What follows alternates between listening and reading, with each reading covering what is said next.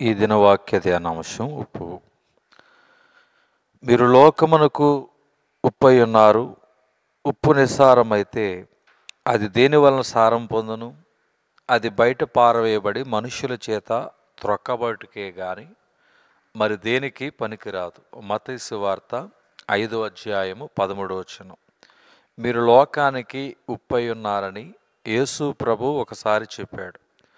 ఉప్పు రుచినిచ్చే వస్తువు, పదార్థాలు చెడిపోకుండా నిలిపి ఉంచే వస్తువు.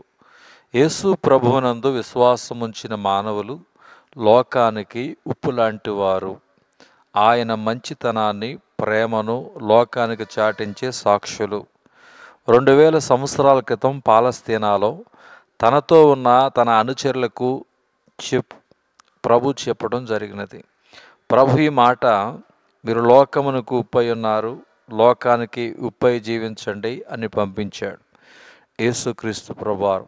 ఆ మొదటి శతాబ్దములోనే ఆయన శిష్యుడు థామస్ మన దేశానికి వచ్చి ఆయన్ను గురించి ఉపదేశించాడని మనం చెప్తాం.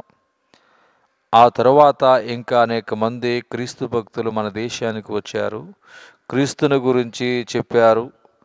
1705 సంవత్సరంలో 2 జర్మనీ దేశపు సువార్థికులు మద్రాసుకు దక్షిణ భాగాన ఉన్న తరంగంబాడి అనే చోట డినిష్ వర్తక స్థావరంలో దిగారు. అనేక కష్టాలు పడి నేల మీద కూర్చొని ఇసుకలో అక్షరాలు దిద్ది తమిళ భాష నేర్చుకున్నారు. ఆనాడు స్వబోధినిలుగాను మున్సిలీగాను పాఠ పుస్తకాలు కాని లేవు. ఈ రీతిగా క్రీస్తు వెలుగు మనకు వచ్చింది. ఆ వెనకటి కాలములో ఇంగ్లాండ్ నుండి మరో మిషనరీ భక్తులు బయలుదేరి వచ్చి కలకత్తా ప్రాంతంలో స్థావరం ఏర్పాటు చేసుకున్నారు. ఈయన పేరు విలియం కేరీ. ఆనాడు ఈయన స్థాపించిన విశ్వ కళాశాల శ్రీరాంపురంలో ఇంకా ఉన్నది. విలియం కేరీ మన దేశంలో మొట్టమొదటిగా అచ్చు యంత్రాన్ని స్థాపించాడు. మొట్టమొదటిగా మన దేశంలో అచ్చైన గ్రంథం బైబిల్ గ్రంథమే. మన దేశంలో మొట్టమొదట వార్తాపత్రిక ఇక్కడనే ప్రారంభమైంది. ఈ విధముగా సమాజానికి ఉప్పై ఆయన భక్తులు క్రీస్తు నీతిని ప్రకటించారు. బెంగాల్లో అప్పుడు ప్రారంభించిన సంఘ సంస్కరణకు క్రీస్తు సువార్త పునాది. సతీ సహగమనం పోయిందంటే దయా, కనికరం, ప్రేమ, మానవ జీవితం యొక్క విలువ క్రీస్తు సువార్త ద్వారా మన దేశ నాయకులు గ్రహించినందు చేతనే. ఇదే లోకానికి ఉప్పు. ఆంధ్రాలో వీరేశలింగం పంతులు గారి వంటి మహనీయులు చేసిన సంఘ సంస్కరణకు, స్త్రీల ఉద్ధరణకు క్రీస్తు ప్రేమ పునాది. మీరు లోకానికి ఉప్పై ఉన్నారు. ఈ ఉప్పుదనం ఇంకా నిలిచి ఉందా? క్రీస్తు బోధలోని సారం ఇంకా పోకుండా కనబడుతుందా?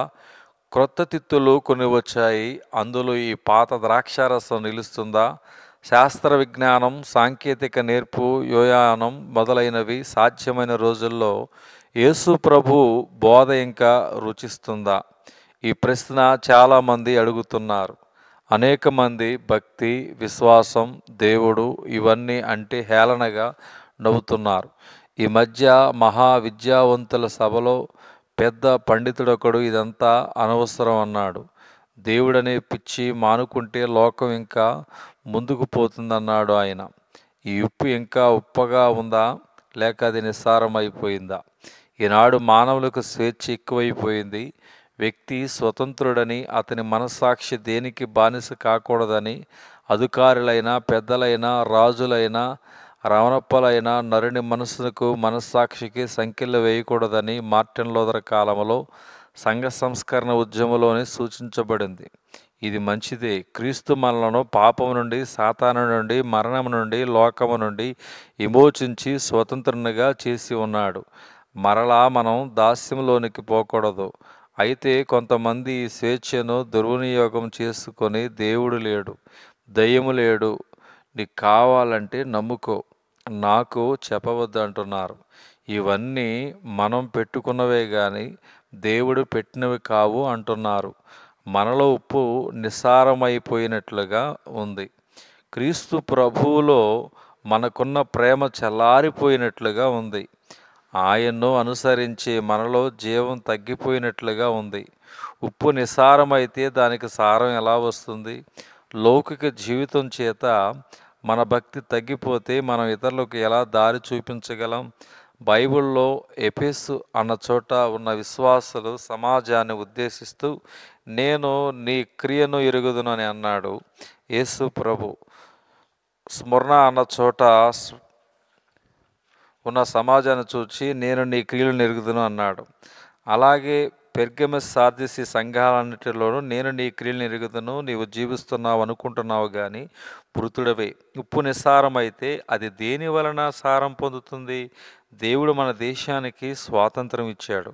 రాజకీయ, సాంఘిక, ఆర్థిక స్వాతంత్ర్యం మంచివే, అవి అవసరం, అది దేవుని వరం. అయితే పాపం నుండి విడుదల కావాలి అనేక సార్లు మనం అనుకుంటాం, మాకు నియంత లేదు, మేము దాస్యములో లేము అని అనుకుంటూ మాకు దేవుడు కూడా అక్కరలేదు అనుకుంటున్నారు కొంతమంది. నేడు ఈ లోకములో శ్రమ, ఆకలి, కరువు, మనుషుల మధ్య భయాలు, వైషమ్యాలు, వివాదాలు ఎక్కువవుతున్నాయి కానీ తగ్గటం లేదు. శాస్త్రజ్ఞానం పెరిగినా చాలినంత కూడు లేదు. ఎందుచేత? శాస్త్రజ్ఞానంతో పాటు నైతిక అభివృద్ధి, దైవ భయం లేకపోవటం వల్లనే మనలో ఉన్న ఉప్పు నిస్సారమైపోయింది. ఈ మధ్య ఒక ఆయన అన్నాడు, శాస్త్రజ్ఞానం, సాంకేతిక ప్రజ్ఞ ఎంత పెరిగినా దానితో పాటు నీతి, భక్తి, ఆత్మశుద్ధి పెరగకపోతే అది ప్రగతి అనిపించుకోదు అన్నాడు. మీరు లోకమునకు ఉప్పై ఉన్నారు. ఉప్పు నిస్సారమైతే అది దేని వలన సారం పొందుతుంది? దేవుడు మనలందరిని గద్దించి బుద్ధి చెప్తున్నాడు. మనలో ఆ సారం పోకుండా, ఉప్పదనం తగ్గకుండా జాగ్రత్త పడాలి. దేవుని ఆత్మ మన హృదయములో మాట్లాడినప్పుడు మనం ఆ స్వరాన్ని నిర్లక్ష్య పెట్టకూడదు. దేవుని సన్నిధిలో విధేయతతో మన పాపాలు ఒప్పుకోవాలి. మీరు లోకమునకు ఉప్పై ఉన్నారు. అది నిస్సారమైతే దేని వలన సారం పొందుతుంది? అది బయట పారవేయబడి మనుష్యులు త్రొక్కుటకు గాని మరి దేనికి పనికిరాదు. ప్రభు అయిన యేసుక్రీస్తు కృప మీకందరికి తోడయుండి కాపాడును గాక. ఆమేన్.